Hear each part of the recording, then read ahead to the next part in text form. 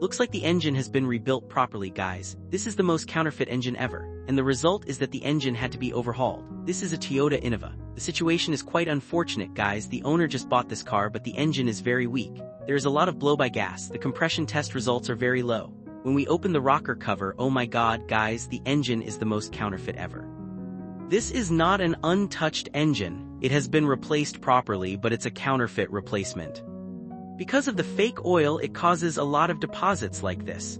At the same time, it damages the superchargers around the engine as well, so you can see the engine block is leaking oil a lot. Look at the fuel injector heads. Look at the intake valve damage. All the seals are leaking heavily. Oil has leaked into the combustion chamber. Although the engine still runs very smoothly, I assess that the piston and cylinder walls are still quite okay, but the piston ring must have issues. It could be that the piston ring is leaking, guys. Because you see the deposits inside the crankcase like this will definitely climb up to the piston ring groove. This causes the piston rings to stick or seize, leading to loss of compression in the combustion chamber.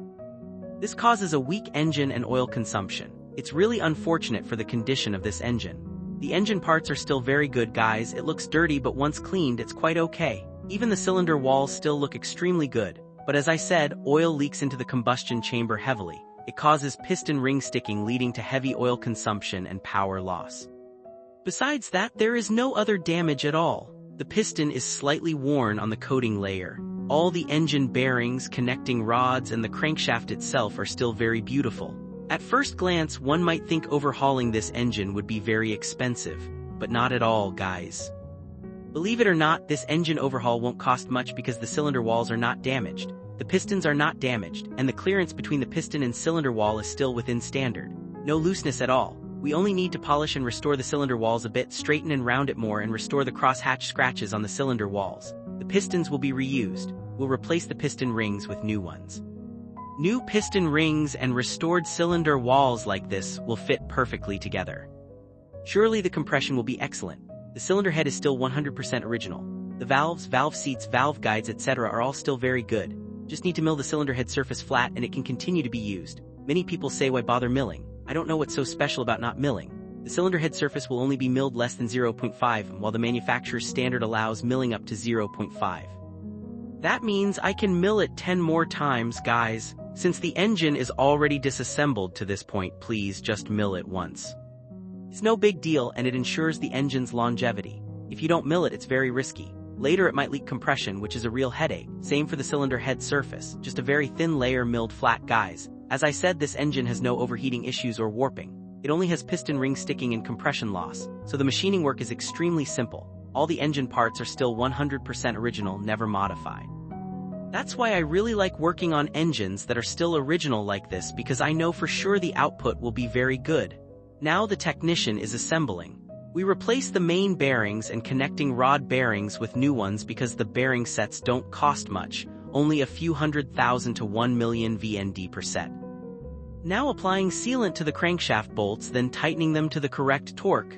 There are 2 steps for tightening. Step 1 is tightening to a specified torque. Step 2 is angle tightening, which means turning the bolt a specified angle. Doing this correctly ensures the crankshaft is properly secured. Now we move on to measuring the bearing clearance and assembling the pistons. As I said, the pistons will be reused, but the piston rings must be replaced. Always, whenever you disassemble the engine and remove the pistons, the piston rings lose their shape and cannot be reused. Moreover, this engine used fake oil, causing severe piston ring sticking. Therefore, we have to restore the cylinder walls to new condition with the crosshatch scratches and new piston rings. When running the engine break-in, these 2 parts will fit properly. The crosshatch scratches on the cylinder walls, besides helping lubricate the piston, also play a very important role. They help grind the piston rings properly during the break-in process. This point is probably unknown to many. But it is true. If you read foreign technical documents and learn why piston rings are necessary and how the engine break-in process works, you will see they mention this point. The crosshatch scratches are used to grind the piston rings during break-in. This is very important. Returning to the assembly process, the technician has installed the cylinder head. The Toyota Innova engine is one of the simplest engines to assemble. It's almost impossible to make mistakes, guys. It's extremely simple, easy to assemble, and very reliable. Out of the 10 Innova engines I've assembled, all 10 ran well without any problems. So for new technicians learning engine assembly, I recommend starting with engines like this Toyota type. Toyota Innova, Fortuner, don't jump into European engines. Learning assembly on European engines will cost you a lot of money. Everything here is basically done. The technician spins the engine a few times to check if it runs smoothly. If nothing strange, he proceeds to install small surrounding components like the oil pan. The Innova has a baffle plate under the engine block, as you saw at the beginning of the clip with all the deposits. The black cover is the oil pan, which holds the oil. There is an oil pickup tube to suck oil up for lubrication. Now everything is 99.9% complete. The wiring harness is installed. Then the engine is dropped into the engine bay. Rarely do we spin the engine at this point. Actually, the wiring harness is always replaced with a new one. Whenever an engine is overhauled, the wiring must be perfect to ensure the engine runs quietly and lasts long. I'll film the wiring harness details for you another time. People think engine overhaul is only about mechanics. Not true, guys. The electrical system is just as important. Well, everything is finished now. The engine is restored for the owner. Time to make money, guys.